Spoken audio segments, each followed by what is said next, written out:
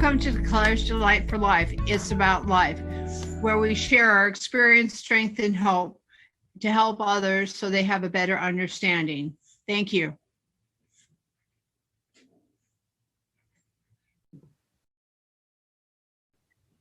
Hi, how are you? Hi. Well, thanks. I'd like to welcome you to Declares Delight for Life. It's about life, sharing your experience, strength, and hope. And that's what this podcast is about.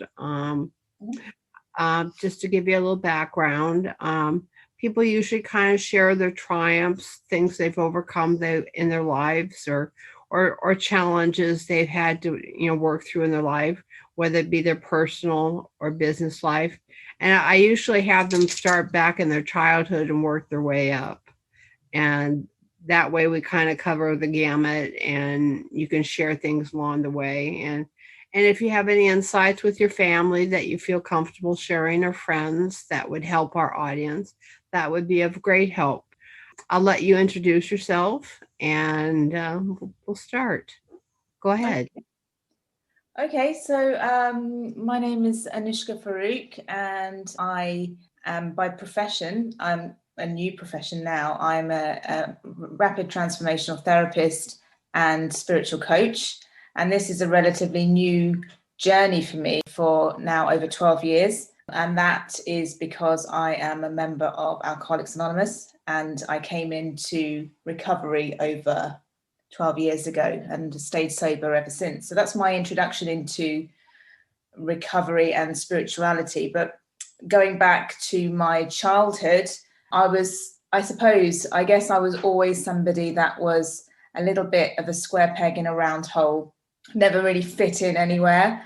Although outwardly I would seem like a very confident, happy, achieving child, doing well in school, and I was a dancer and a musician, played the piano, and outwardly I looked like I had everything going for me, but inside the world was falling to pieces, and I used alcohol to fill that hole in the soul. And that happened quite early on in my life, and I just kind of went off the rails very early. But outwardly still kind of achieving to everyone else, but inwardly, as I say, I was coming to my own sort of rock bottom. So do I continue, or just go ahead, just continue. Just continue. This is open, it's just Okay. If you want some guidance, just go ahead and continue on with your journey of your life. Okay. That's what this is about, sharing our experience, strength, and hope through the journey of our life. And I try to make it a positive podcast is for folks. And because people learn different things from different people's journeys in life. And my journey has been quite a journey. If you read our page or anything, but my business was born out of my spirituality. So, Declares Delight for Life was born out of my spirituality. Yeah. So I'm Christian, but it was born that way. And so it's kind of a passion, and I deal with 6 different disabilities, but I don't let things stop me. I've been through a lot in my life, and this is a cumulation of different things.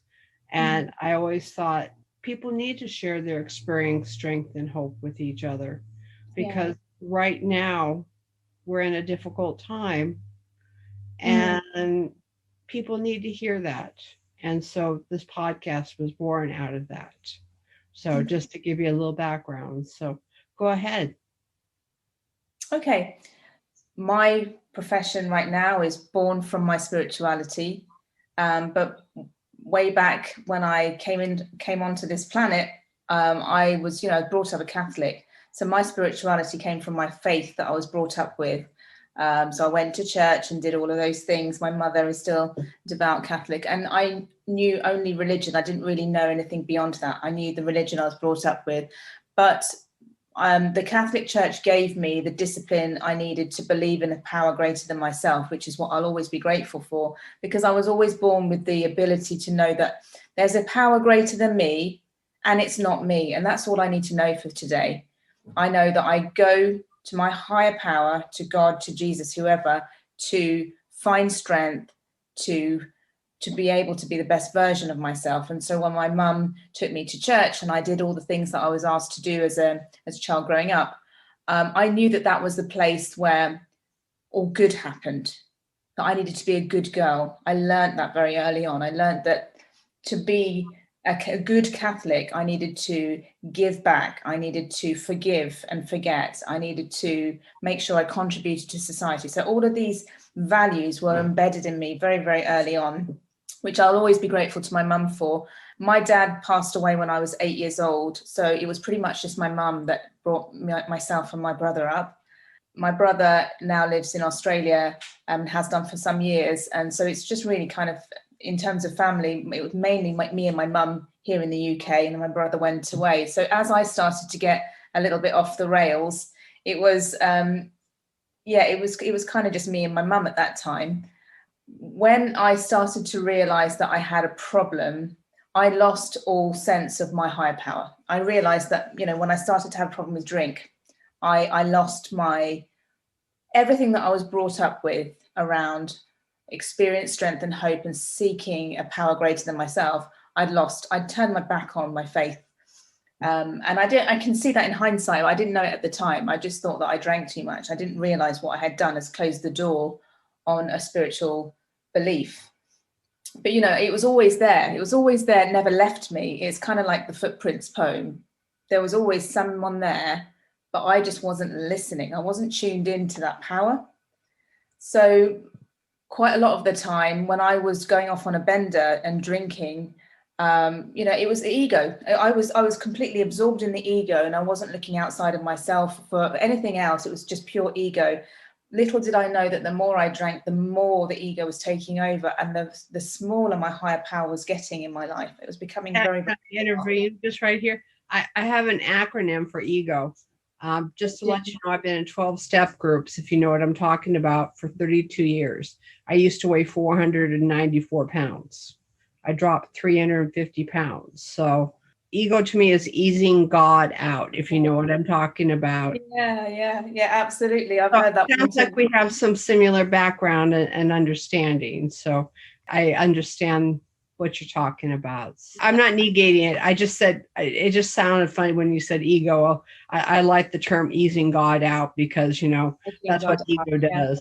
Yeah, I've heard it described as edging God out. It's the same sort of thing. It is the replacement, isn't it, for having a higher power? But it was what I needed. That darkness and that rock bottom was what I needed in order to regain my faith. And thankfully, I'd got to the pretty much as far as I could have gone with alcohol. I ended up in a coma. I had several car accidents, several hospital visits, suicide attempts, the whole lot. Yeah, I know you feel me because you've probably been there too. Really horrible place to be. And I look back at that time, I think, oh my gosh, it's not like that today. I think, thank God, whatever saved me. You look at the car accident I came out of, if there wasn't a higher power looking out for me, that there's nothing on earth that could have saved me from that. If anyone saw the car before they'd seen me, they would have thought I was dead for sure. So there are a number of higher power moments that I, even though I wasn't fully aware, but I was being saved. But when I finally came into recovery, into a 12-step program, I was introduced to, the word God was on the scrolls. And I thought, well, I don't have a problem with the word God because that's part of my upbringing. That's part of what I'd known. But I had no connection with it anymore. I needed to relearn how to communicate with God. So I knew as a child, you go to church, you get down on your knees, you take Holy Communion, you say the prayers that you know by rote, but that wasn't working for me anymore. I needed to find a higher power of my understanding. And that's the beginning of my spiritual journey, really. And that's not to say that any of my Catholic upbringing did anything bad for me. Absolutely didn't. It was the foundation for me, and I'm very grateful for it. But when I found a higher power of my own understanding through my 12-step program, that's when the lights came on.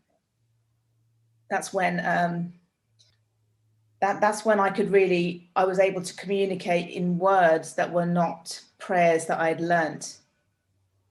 I was able to communicate in a different language. And I'm not talking about light language, not specifically anyway, just talking in a language. I always say looking out for the spaces in between the words. And I say this a lot and I don't even know what I mean. I do know what I mean. The space in between the words is when there's a pause and there's a moment where God can come in. And that's when I believe. Exactly. It's that intuition, divine inspiration, creativity. I got goosebumps. That's what I'm talking about. That's the communication that I sometimes can't put words to. I feel it rather than your gut. Yeah, it's a feeling. It's not something that we say in the English language quite often. And that's why sometimes, I don't speak light language, but when I hear light language, I get a feeling from it. And I think that's probably where it is. It's communicating with a power greater than myself. And through my 12-step program, the whole being able to give back, giving it away to keep it, I started to realize the principles of God, of a higher power, was that it's about energy exchange. Whether I'm doing my 12-step program, whether I'm doing Reiki healing, whether I am praying in church, whether I am giving and receiving in terms of just being a good human, it's energy exchange. And I think that's when I realized that whatever it is that I'm doing, if I am conscious, then I'm being the best human that I can be. If I'm consciously giving service through my work, if I'm consciously communicating with you right now with words that I hope some kind of energy transfer will hit the person that needs to hear this, that gives them hope, then I'm doing some service for the world today and doing some service for that person, whoever needs to hear it. That's the energy exchange I'm talking about. Spirituality is a feeling. And so when I work with people on a spiritual basis to help them connect with their higher power, sometimes, I'll teach them how to meditate. But actually, the thing, before we even get to meditating or breathing or any of those kind of things, it's about asking them to just sit with themselves, because that's something that I couldn't do as an active alcoholic. I could not sit with myself. I always felt like my skin was inside out. I needed to fill the space. I needed to do something. I always needed to do the next thing. I needed to keep doing. And I was never able to just be. And learning to get in contact with my higher power was learning to just be and be comfortable being in the space. And realized how liberating that was, that finding that space in between the words and how much creative power comes from that, just being and accepting and receiving that energy. Is an amazing thing. So I really needed to get to the bottom in order to realize that I needed to change, because actually by this point I realized that all of these beliefs I had about myself were self-made. That is not the way my higher power created me to feel, and I needed to change my thinking. So change was the big thing, because we are not on this planet to be talking down to ourselves and beating ourselves up. But I did a lot of that. I was really good at it too. Really, really good at it. I would really, the negative self-talk was just, it was like a stick of Brighton rock. If you've ever been to the seaside in the UK, then the words go all the way through the rock, Brighton, all the way through the rock. And that's it. For negative self-talk, it was right to the core of me, right down to the very core. And I needed to change all of that. It was like uprooting my entire existence. And, where I would normally say things like, oh, you stupid woman, what are you thinking? What were you doing? And constantly beating myself up, that it was that negative self-talk that was easing God out constantly. I was constantly, the more I was speaking that way to myself, the more I wasn't listening, because that wasn't what I was meant to be hearing. What I was meant to be hearing were good things about myself. I needed to retrain my brain to think positive things about myself. And, just recently in the last year, I decided to bring my career into this area of work as well, because I realized that my contribution to society is through my experience, strength and hope. And it's not necessarily through the practical skills I've learned. So I used to be in marketing and business, and those sorts of things were skills that I had. And I thought that's what I did. I thought that's who I was, and that defined me. And then I realized actually the person that I am, that little girl way back when, that used to dance and play the piano and that had all these creative gifts but hated herself, and probably should be dead today, isn't. And the reason is not because I can do some good marketing for somebody. I can't find the words to express that, but I realized that my purpose was not in where I was at the time. And as luck would have it, I lost that job.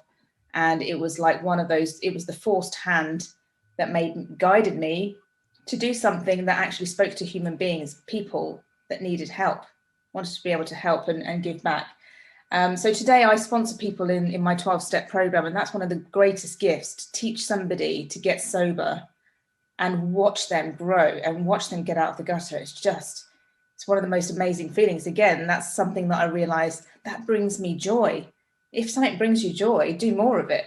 So why do I want to do what I do today? Because I get to transform people's lives. I get to say, you know what, I used to feel that way about myself, but I don't today.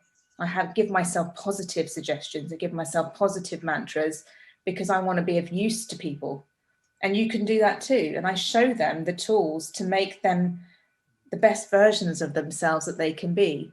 And for someone like me that didn't think there was no point, I'm a waste of space. And that old head comes in, and then that stinking thinking will come in and tell me I'm useless. And then I have to switch it around. And thankfully, I've got the tools to say, to stop that thinking and to guide me into a more positive direction. But yeah, I think spirituality is about connection. It's about slowing down in life. This past year, everyone has slowed down. And I think, if anything, this is the moment where everyone, both spiritual, non-spiritual, believers, non-believers, have become more conscious. Whether they know it or not, everyone has become a bit more conscious in understanding that, we've been forced. It's the forced hand again. The forced hand of the universe has come in and say, right, everyone, down tools, just slow down. And we've had to look at, what do we do in life? What are we doing? And what does it really matter whether that gets done and that gets done and that gets done? Does it really matter? What is the bigger picture here? And, just some of the things that have happened over the past year, I'm going to look back on 2020 with joy. I know that there's some sadness, some deep, deep sadness that has been suffered. And I don't, I'm not trying to belittle that at all. What I mean is that I look back at how much positive has come out of the down tools, the quiet time, the ability to reconnect and appreciate people, to get gratitude back into our lives. That superpower that has swept the entire world. People realize the power of gratitude now, which is something that only our spiritual folk used to talk about in the past. Now you even see it on LinkedIn, and that's just wonderful. That's where I met you. So, it's spitting out even into the corporate areas. People are realizing that in order to be the best human you can be, whether you're an investment corporate banker, or a secretary, you can be the best secretary and be the most loving, giving secretary, you can, and you can be the greatest entrepreneur and leader as well, but a heart-centered one. And that feeling of gratitude and giving back is something that I think people are becoming more aware of, and realizing that, you can be at the top of your game and happy and fulfilled with that conscious effort to be grounded and grateful and intuitive. And as I say, I don't think people really are even aware that they're becoming more conscious. But in the last year, just the fact that we have stood outside our houses here in the UK and clapped for the NHS, that sense of community is an energy that we didn't have before. We didn't all stand outside in our front, in our streets. We were all standing outside and clapping for the nurses and the care workers. That sense of community made the entire street bond. And that wouldn't have happened if it wasn't for COVID. So it's those sorts of things. It's like, wow, we've changed, we've shifted the energy here. We've shifted the energy in our street. We've shifted the energy in our nation, shifted the energy in the world, just by kind of being a bit more aware of each other. And now obviously we've got distancing, and so we're coming out of lockdown, and we're coming back into a bit of normality, but we're being respectful of each other's personal space all of a sudden. That is just something that's, wow, we've managed to shift the energy so that we're not barging around in the supermarket. We're having respect for one another. That's beautiful. Just these sorts of things. There's so many. And as I say, I'm not trying to belittle the fact that there's been a lot of hard times and sadness and heartbreak. But at the same time, what we've also come out with is just that major sense of gratitude and appreciation for one another and respect for one another that we didn't have before, which I think is amazing. But yeah, I think spirituality is something that everyone is slowly becoming a bit more aware of. And just that the energies, the space between the words, the energy between us all is something that people are becoming more conscious of. I wouldn't be able to live this life without having knowledge that I have today, because I was a square peg in a round hole. I didn't know what my purpose was in the world, but now I realize that I could be a square peg in a round hole and speak to the other square peg in a round hole and hold their hand and say, do you know what, we're going to be okay, because there's no shame in being a square peg. It's that the differences that make us unique and special. I jokingly will say I love being an oddball, because the oddballs are the ones who change the world. And that's the way I put it. I've had a journey of difficulty or anything, but that doesn't mean you can't. I'm 55, just to let you know. Been around a while, been through many journeys, but there's a saying, 55 and alive. And we've got some similar paths I've seen, as far as that journey, as far as that. We all hit a rock bottom. My rock bottom was 15 years ago when I hit a high weight of 494, and I dropped 350 pounds. I weigh about 147, about that, which is fine, perfectly normal. I'm 5'6", and I'm just sharing a little bit with you so you understand where I'm coming from, that I do understand the journey. And I was in OA. I call myself the relapse queen. When you were talking about some of your journey, I very much understood your journey. And it's not easy coming out of that journey. And everybody's on a journey in life. And what you make of that journey in life is very important. And what you're doing is taking your experience, strength, and helping other people.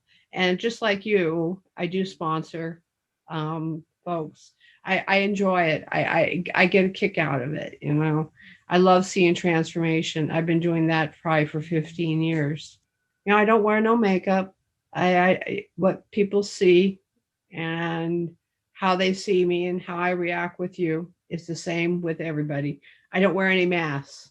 I peeled away the masks, whether I'm at church, whether I'm in public. I don't know. I don't like going places too where people are afraid of COVID either, and people are open, because I think fear, as you know, I think the acronym for fear, Yes. False evidence appearing real. You're probably aware of that. Yeah, it's absolutely toxic at the moment in the UK, the fear around. Yeah. No, I completely agree with you. It's finding a balance between being respectful of the people that are fearful, but also being able to reassure them that their fear is actually it's exacerbating the situation. Live from your heart, and actually that's going to save us. That's going to save us. Right. There is a lot of fear going on right now.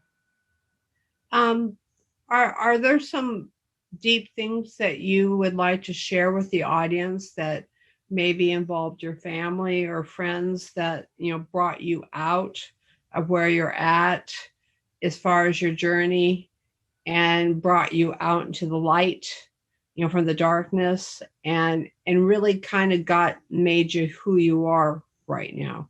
Is there anything like that you'd like to bring forward? My end of my journey, end of my drinking, was a really unremarkable day.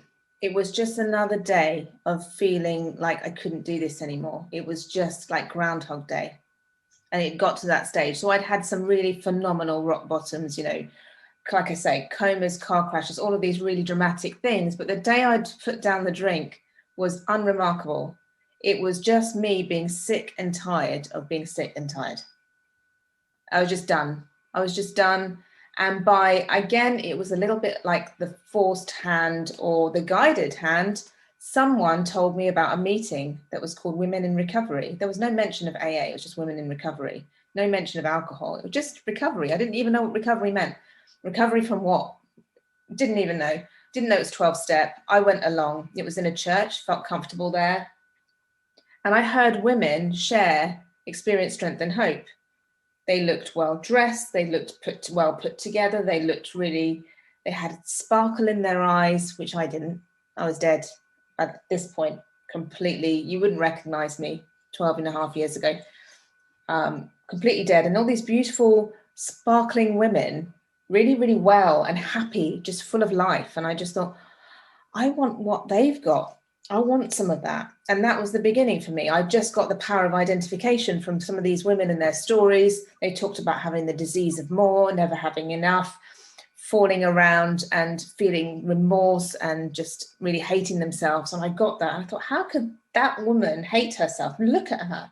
I couldn't understand how these apparently beautiful women could be talking about me, because they're nothing like me. Surely they haven't been where I've been. They don't know how to drink like I do. I had all these, the bottom line was they had found recovery. They were just like me, but they knew a solution and I wanted what they had. So I listened.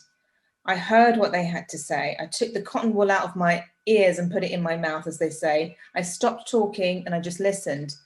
I listened to what they had to say and I listened to the solution, which was come to meetings, keep listening, do the next right thing, don't pick up a drink one day at a time, and work the steps, get a sponsor. And I didn't even know what any of that stuff meant, but I came back and I kept coming back. They said, keep coming back. I said, okay, I'll keep coming back. I kept coming back, found a sponsor, same sponsor I've had for 12 and a half years. And she took me through the steps and has helped me do the next right thing. Yes, I love that. I love that. Do the next right thing. It's one foot in front of the other. It's one step at a time.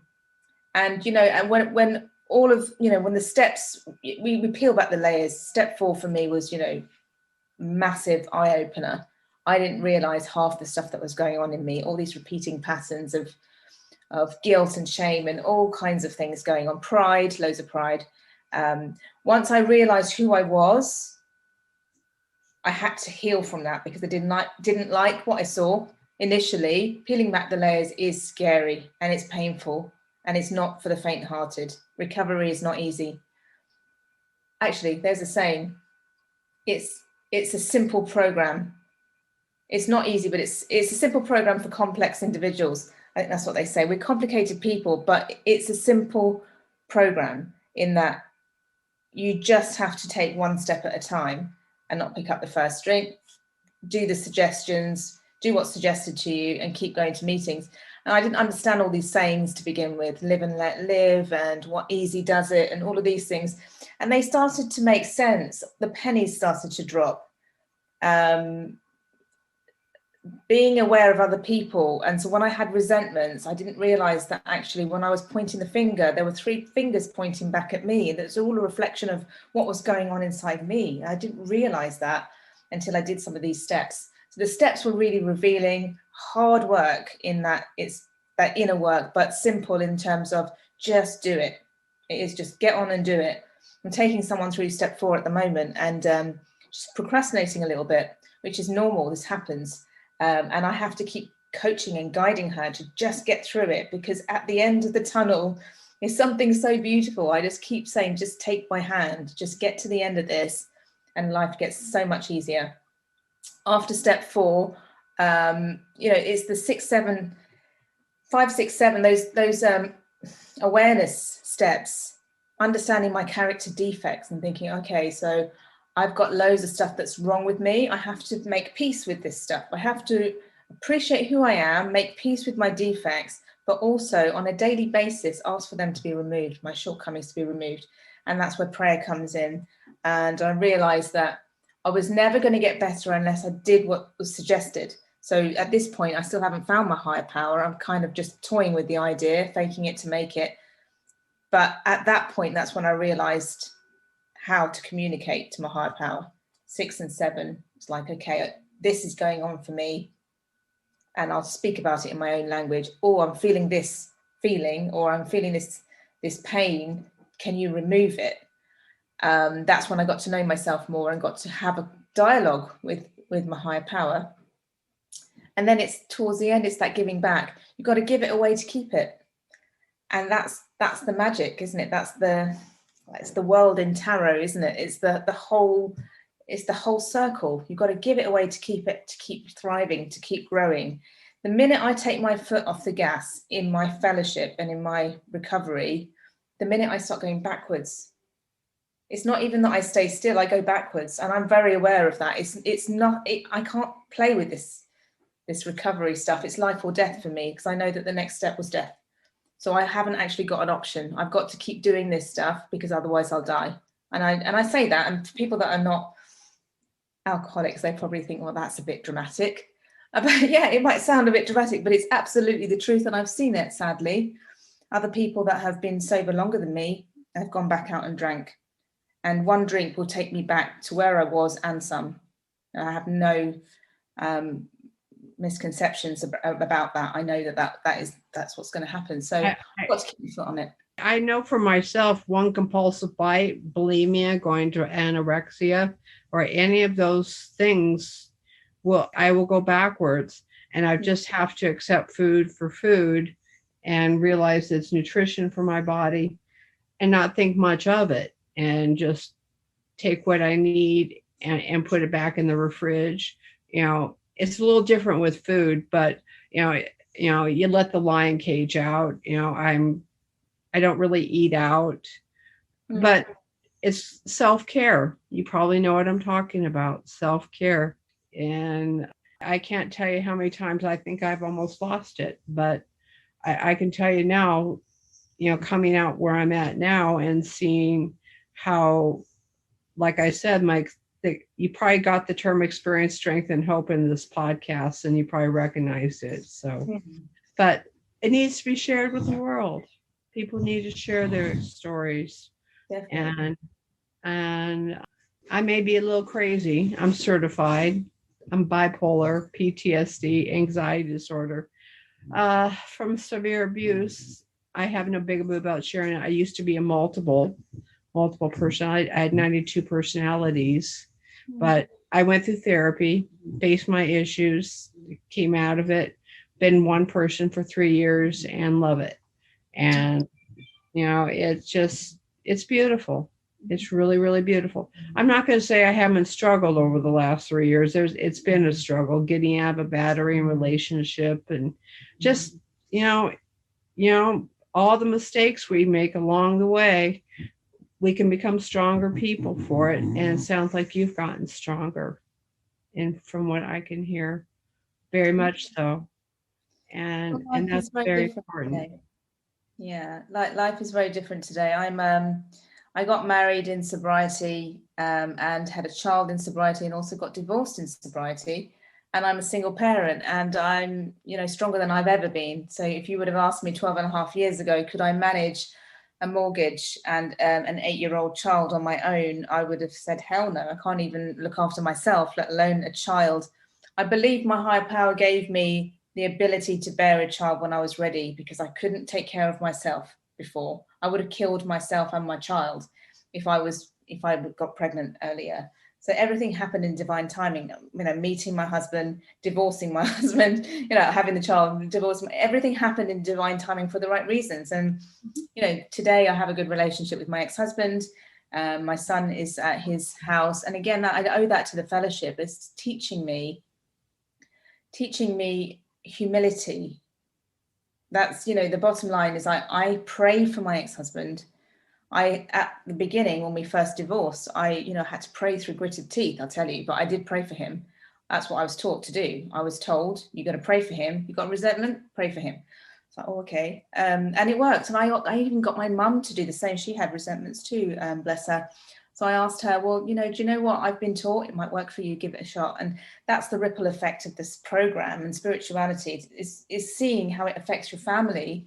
My mum also has a good relationship with my ex-husband. That's a miracle. My son has never seen any animosity between my ex-husband and I. He's always just known that he spends half the time there, half the time here.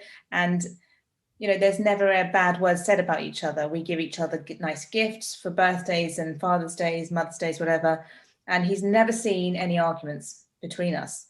And that is a gift from this fellowship as well, is that I've learned to behave appropriately. Again, that's deep rooted in the spiritual element of this program, which is that we need to treat other people the way we wish to be treated. My sponsor always says, walk in that other person's moccasins.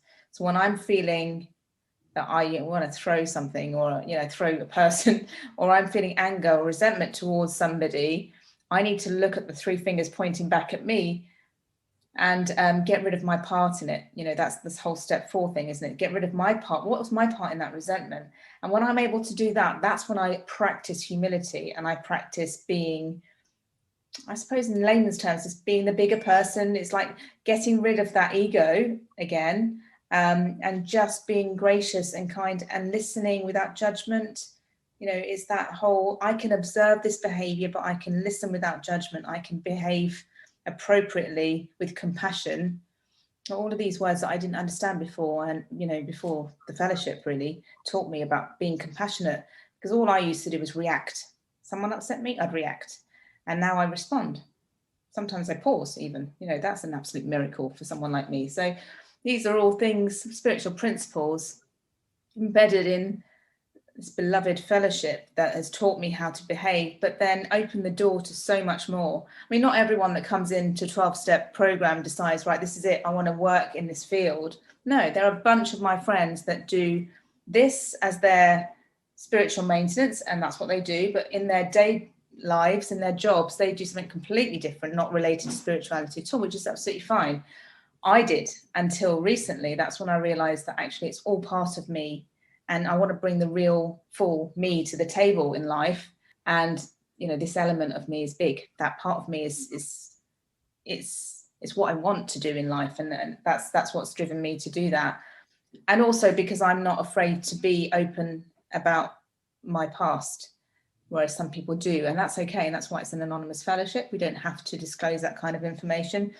One of these days my son will grow up and ask me why I don't drink. I mean, he has done. He's 8 or 9. He has asked me. He's 8 or 9. He'll be 9 in a couple of weeks. He has asked me why I don't drink, and I've just told him that it makes mummy sick. But eventually the word alcoholic might come up, and I might have to explain it to him, and I'll be absolutely open with him, because it's one of the most amazing things to have ever happened is that I found out that I was an alcoholic. Because otherwise I'd still be fumbling around figuring out what's wrong with me, or be dead, knowing that I'm an alcoholic, but I have a daily reprieve from the illness is so liberating. I know what's wrong with me, and I know what the solution is. And the solution for me is to take my medicine, which is go to meetings, speak to my sponsor, and do all that stuff, separate from my work, but very much linked, because it's all part of what I do on a daily basis. Meditate on a daily basis, connect with my higher power, give back on a daily basis. It's all linked for me. But without without the mothership, if you like, which is where I started my journey, without that whole kind of the spiritual principles of the program, I wouldn't have learned about anything else. It's where it all began for me. It's definitely the beginning of so much more. But as I said about, light language earlier, we're going into completely different realms of spirituality. And the more I learn, the more I want to learn about the sort of deep coding and grids that can be manipulated and healed through different realms. That this is beyond anything I ever imagined I would be wanting to know about. But now I'm so curious about it, I can't not think about what else is out there. And it's just opened the door for so much more, which I'm fascinated by. So, yeah. We're kind of coming to the end. If you could describe your business and what would you do in maybe 3 to 5 sentences, how would you describe it? So my business in 3 to 5 sentences, I help people overcome self-doubt and fear through spiritual modalities and a form of hypnotherapy called rapid transformational therapy. It gets to the root of the reason for some of these wounds, removes them and reprograms positive thinking to help you be the best version of yourself. Sounds like you also treat them like a good, I have a saying in coaching, you treat them like you would a good friend.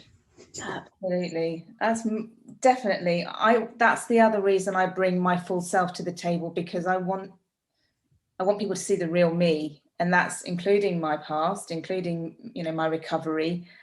Because if people can identify with me as a human being right to the very core, then we're more likely to get some success with their program. We're going to connect on a better level. When I've really connected with a client, I know that we're going to get success at the end of it because we've been able to be completely open with each other.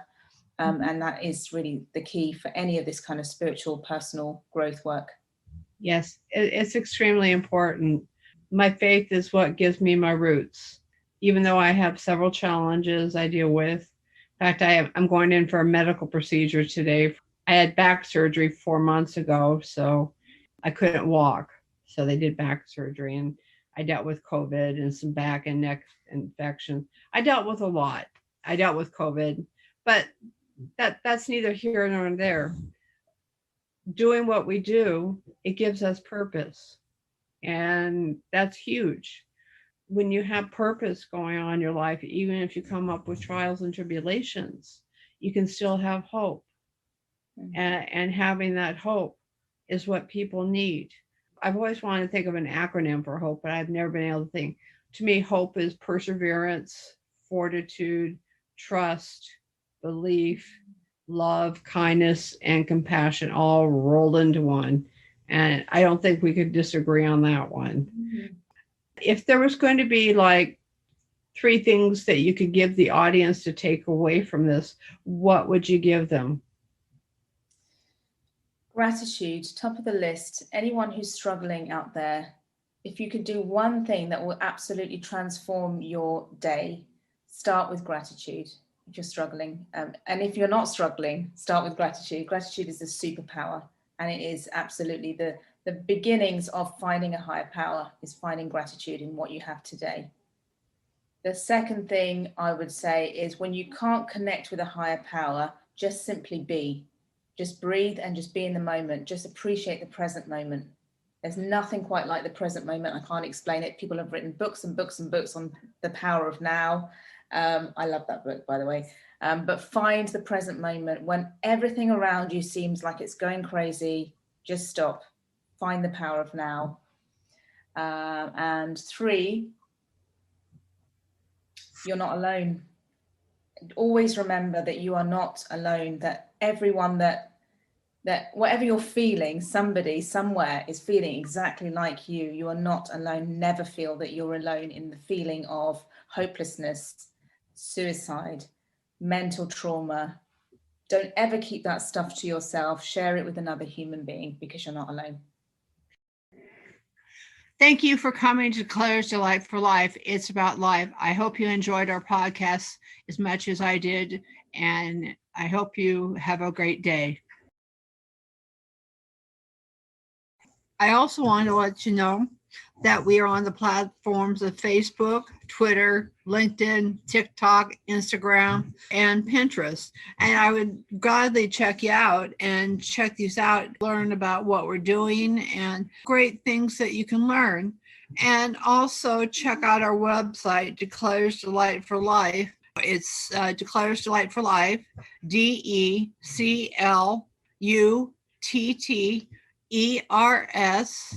Delight, DELIGHT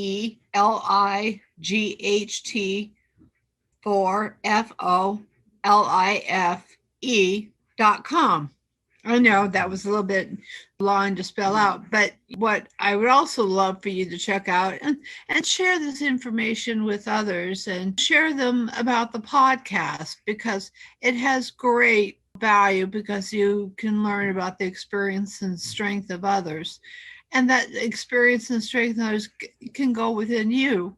And I would also love you to check out our books, Clutter to Declutter, 28 Days to Declutter your mind for now. And if you think about it, in the next 2 months, we're going to have another book out, The Secrets to Overcoming Depression, Anxiety, and Stress. And I know for a lot of you out there, these are things that you can address. And we have these, and they were done from the heart, from me to you. And over the next couple months, you will see things out also in audio and video with these books.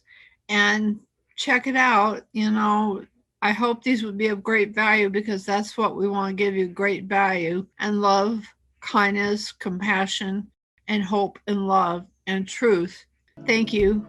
And I appreciate everything and who you are. And thank you.